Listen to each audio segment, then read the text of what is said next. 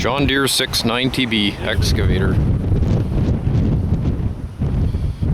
I don't know if I've actually YouTubed one. I did a 693 feller buncher, but not the actual 690 itself. Good clean little utilitarian machine, and straight simple lines on them.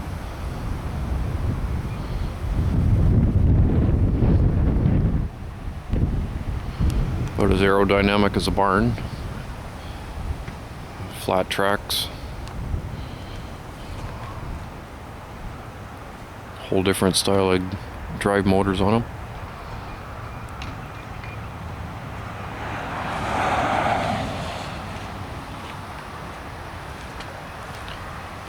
Lots of bottom rollers and very tight together.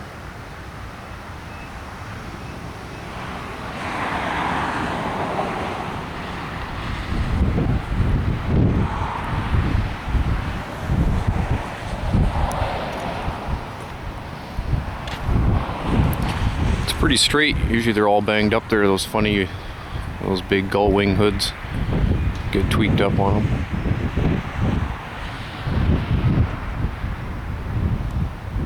They have the John Deere engine, I think the inline 6. Yeah, they have an inline 6.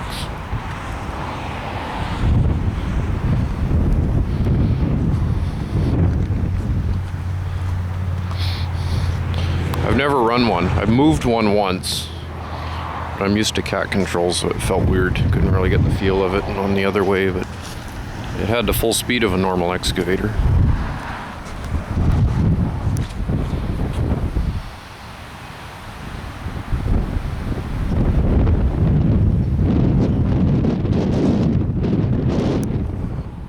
John Deere loved that style so much they kept it for the A model, the B model, and on the C model they kept the back end the same, and right into the late 80s on the D model they kept the back end just about the same. And they finally gave it up and went to the full Hitachi one, late 80s.